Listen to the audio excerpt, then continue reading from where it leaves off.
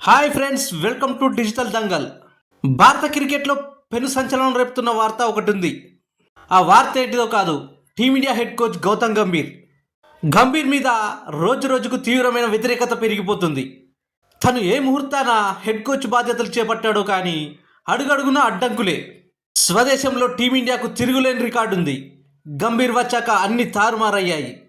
గంభీర్ తీసుకుంటున్న చెత్త నిర్ణయాలతో టీమిండియా ఘోర పరాజయాలను మూటగట్టుకుంటుంది. ఈ క్రమంలో గంభీర్ను సోషల్ మీడియాలో తీవ్రంగా ట్రోల్ చేస్తున్నారు. టీమిండియా పరువు తీస్తున్నాడంటూ ఆగ్రహాన్ని వ్యక్తం చేస్తున్నారు. ఇక ఇదిలా ఉంటే గౌతమ్ గంభీర్ పరువు తీశాడంటూ టీమిండియా మాజీ కోచ్ రవిశాస్త్రి నిప్పులు చెరిగారు. నీకు టీమిండియాను గెలిపించడం చేతకాకపోతే రాజీనామా చేసి వెళ్ళిపో అంటూ రవిశాస్త్రి గంభీర్పై రెచ్చిపోయాడు. అసలు రవిశాస్త్రి అలా మాట్లాడడానికి కారణం ఏంటి, అసలు ఎందుకు మాట్లాడాడో పూర్తిగా తెలుసుకుందాం. భారత జట్టు సౌత్ ఆఫ్రికాతో టెస్టు సిరీస్ స్వదేశంలో ఆడుతున్న సంగతి అందరికీ తెలిసిందే. తొలి మ్యాచ్లో ఘోర పరాజయం చవిచూసింది టీమిండియా. ఆ ఓటమికి కారణం సాయి సుదర్శన్ లాంటి కీలక ప్లేయర్ను డ్రాప్ చేసి భారత ఓటమికి కారకుడయ్యాడు గంభీర్. రెండో టెస్టులను గంభీర్ అదే తప్పిదం చేశాడు. ఆల్రౌండర్ అయిన ఆటగాడు వాషింగ్టన్ సుందర్ను చివర్లో బ్యాటింగ్ పంపించి పెద్ద తప్పు చేశాడు. ఒకవైపు వికెట్లు పడుతున్నా గంభీర్ తన నిర్ణయాలను మాత్రం మార్చుకోలేదు. దీంతో అభిమానులు తీవ్ర అసహనానికి గురయ్యారు. భారత్కు గంభీర్ హెడ్ కోచ్, కానీ బ్యాటింగ్ ఆర్డర్, బౌలింగ్ లైనప్ను పూర్తిగా డిస్టర్బ్ చేస్తున్నాడు. ఇక గంభీర్పై తీవ్ర విమర్శలు వెల్లువెత్తుతున్నాయి. ఈ క్రమంలోనే గంభీర్ నిర్ణయాలపై మాజీ కోచ్ రవిశాస్త్రి మండిపడ్డారు. ఇలా చెత్త నిర్ణయాలు తీసుకోవడం వల్ల భారత్ పరాజయం పాలవుతుందని రవిశాస్త్రి సీరియస్ అయ్యారు. సొంత గడ్డపై టీమిండియాను గెలిపించకపోతే ఎలా, అలాంటప్పుడు నువ్వు కోచ్గా ఉండి ఎందుకు అంటూ తీవ్రమైన ఆరోపణలు చేశాడు.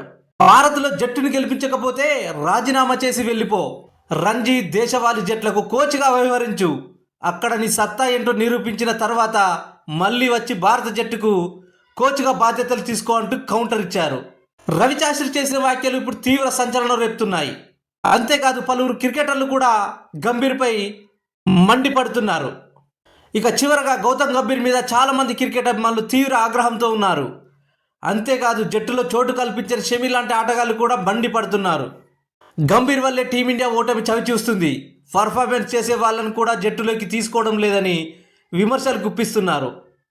ఈ నేపథ్యంలో గంభీర్ కీలక నిర్ణయం తీసుకున్నట్లు తెలుస్తోంది. హెడ్ కోచ్ పదవికి గంభీర్ రాజీనామా చేయడానికి సిద్ధమైనట్లు టాక్ వినిపిస్తోంది. ఒకవేళ గంభీర్ తన హెడ్ కోచ్ పదవికి రాజీనామా చేస్తే కొత్త కోచ్గా వివిఎస్ లక్ష్మణ్ జట్టుకు వచ్చే అవకాశం ఉంది. ద్రావిడ్ కోచ్గా ఉన్నప్పుడు భారత్కు తిరుగులేని విజయాలు అందించాడు. కానీ గంభీర్ వచ్చాక అన్ని పరాజయాలు చవిచూస్తున్నారని అటు అభిమానులు, విశ్లేషకులు గంభీర్ తీరు సరిగా లేదంటూ చెప్పుకొస్తున్నారు. చూడాలి, ఇప్పటికైనా గంభీర్ మారుతాడా, తన అభిప్రాయాలను చేంజ్ చేసుకుంటాడా అనేది తెలియాలంటే మరో సిరీస్ వరకు వేచి చూడాల్సిందే.